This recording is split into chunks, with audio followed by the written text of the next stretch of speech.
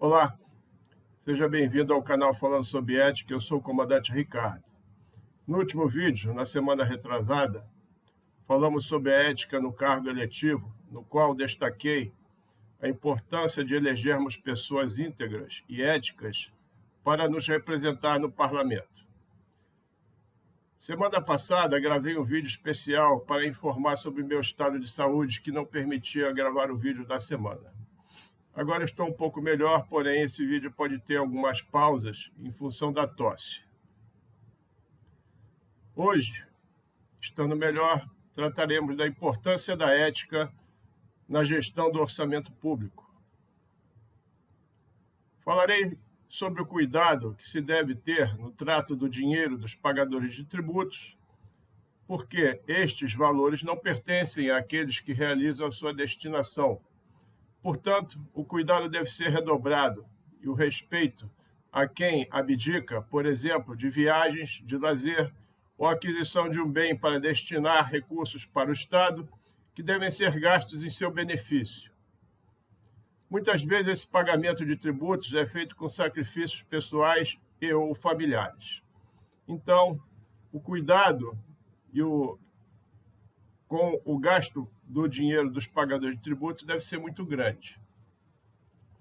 Então, vamos lá. Para refletirmos sobre o tema de hoje, primeiramente vamos relembrar alguns fatores. Quem assiste os vídeos deste canal sabe que tratamos aqui da ética normativa. Para quem não assistiu o vídeo 40, trago aqui novamente esse conceito. Ética normativa está ligada a regras de conduta. Ela estuda o comportamento ético de pessoas e aponta caminhos de como agir corretamente em determinadas situações. A ética normativa defende que os padrões morais existem e que as pessoas devem regular suas condutas a partir deles. A ética normativa também traz a ideia de que uma pessoa é moralmente responsável por seus atos e julgamentos. Com relação a este último fator, que é a responsabilidade, ligado ao comportamento da pessoa, recomendo assistir o meu vídeo número 6, que trata da ética das responsabilidades.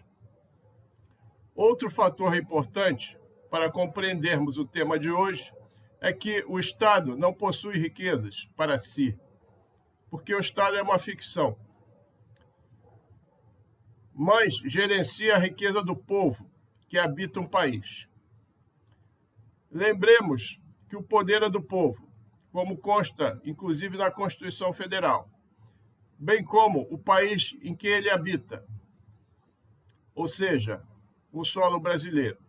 Assim, tudo pertence ao povo que aqui está, e o Estado, por meio de seus representantes eleitos, administra essas riquezas do país e aquelas que são arrecadadas da população para realizar ações em proveito dessa população.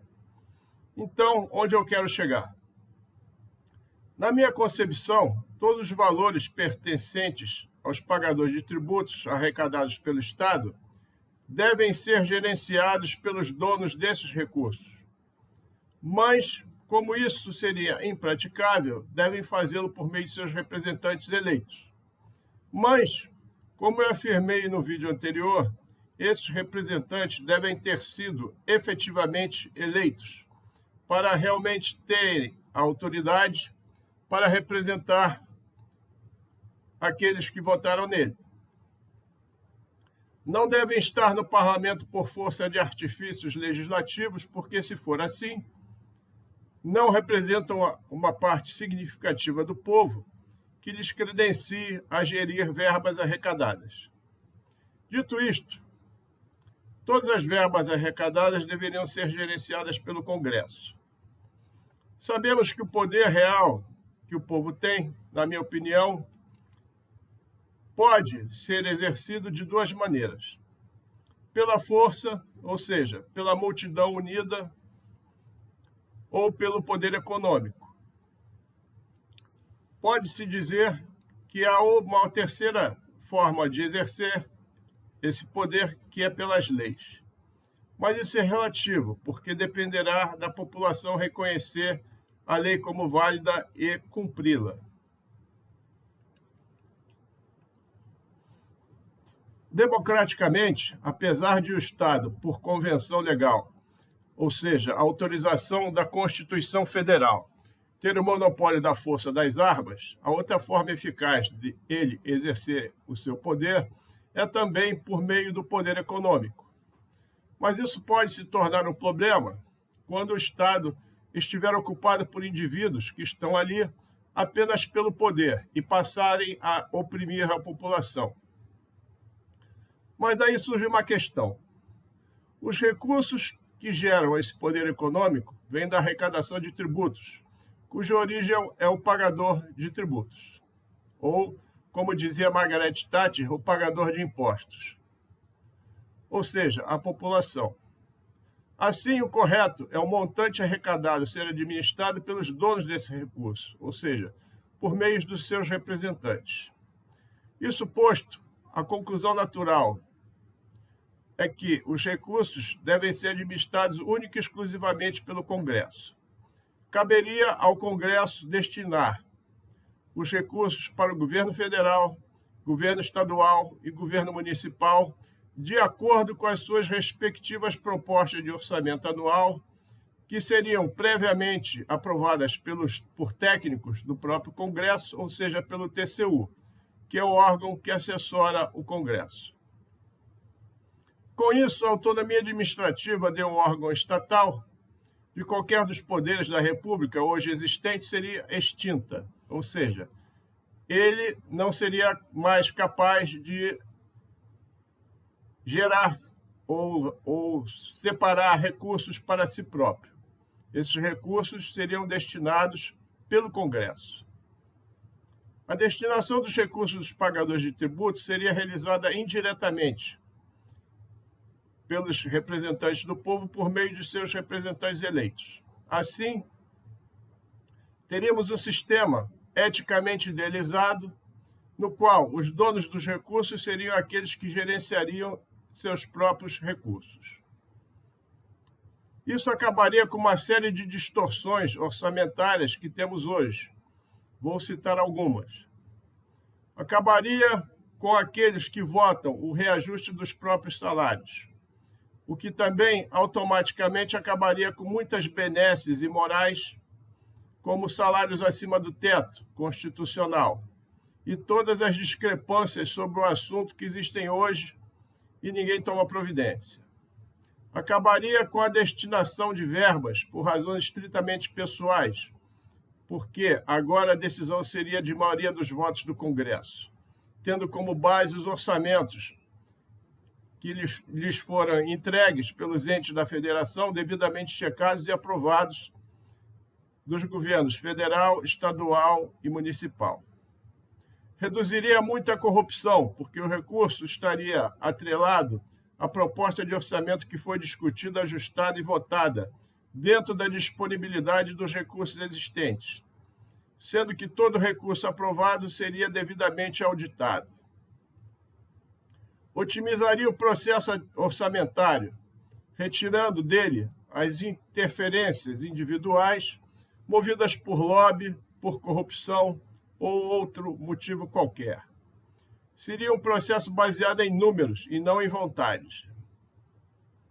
Acabaria com a destinação obrigatória de recursos com rubrica constitucional ou por força de lei, porque isso ingessa o orçamento e muitas vezes destina recursos para onde não será inteiramente gasto de forma legal. Todo orçamento passaria a ter destinação discricionária pelo Congresso, de acordo com as necessidades apresentadas, ou seja, de acordo com o orçamento apresentado pelos governos que eu já citei. E isso seria priorizado. Isso obrigaria os entes da federação a se programar e trabalhar dentro dos respectivos orçamentos. Certamente não haverá recursos para tudo que se precisa fazer. Por essa razão, deve-se priorizar. Na economia, existe um ditado que diz que as necessidades são infinitas e os recursos são escassos.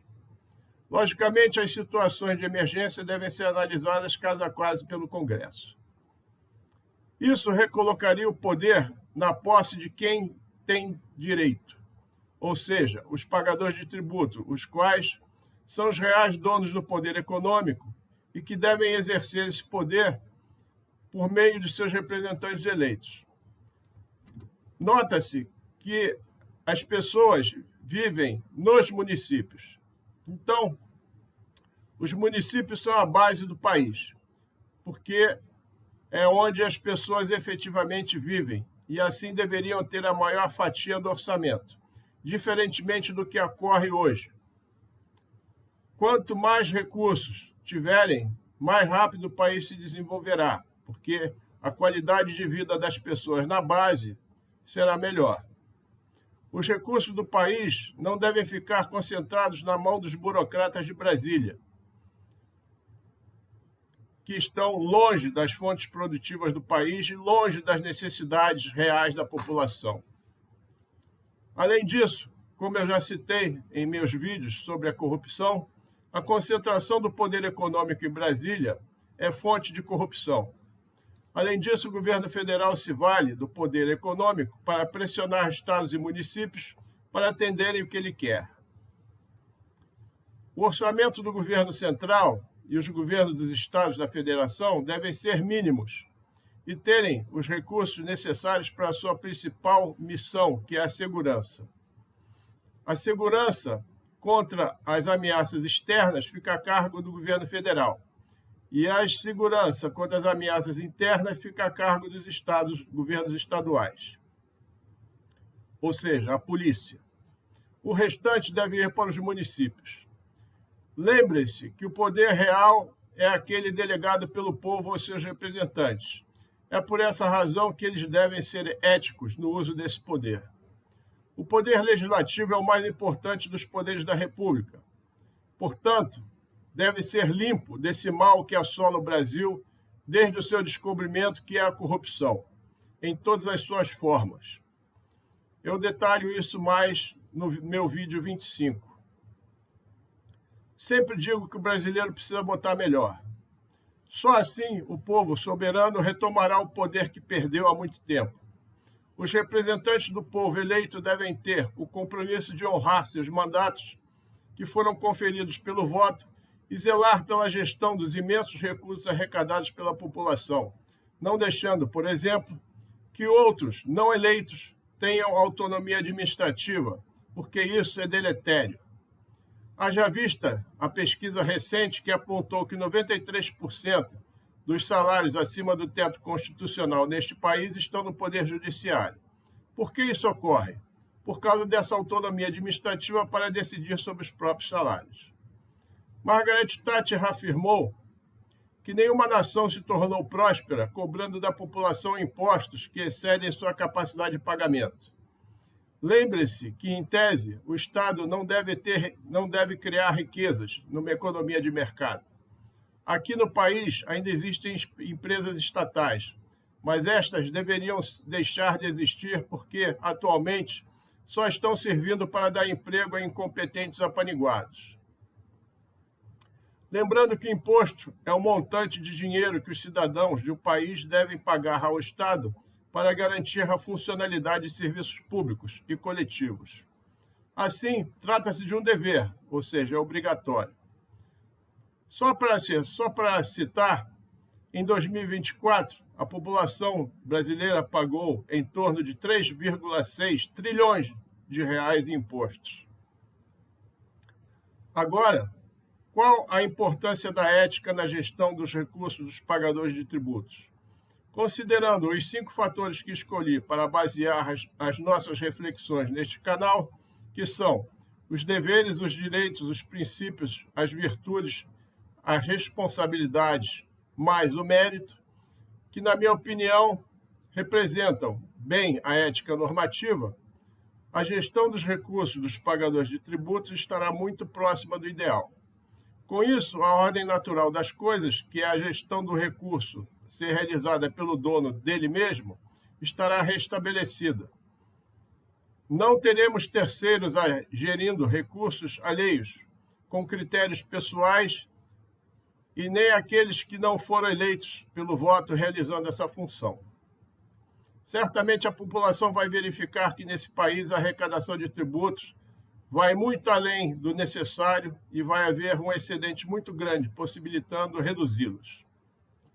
Bem, após o período que eu fiquei doente, consegui gravar o vídeo dessa semana e agradeço a atenção daqueles que tiveram a paciência de aguardar uma semana para eu me restabelecer. Por hora, era isso que eu queria transmitir para você, ou que me prestigia com a sua atenção nesta manhã de domingo. Deixo aqui meu muito obrigado.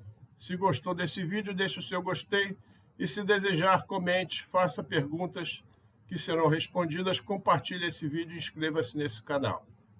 Até o próximo domingo, no qual falaremos sobre o tema atual, que é a importância da auditoria na gestão do recurso dos pagadores de tributos. Este é o canal Falando sobre Ética, eu sou o comandante Ricardo. Aguardo você. Até lá.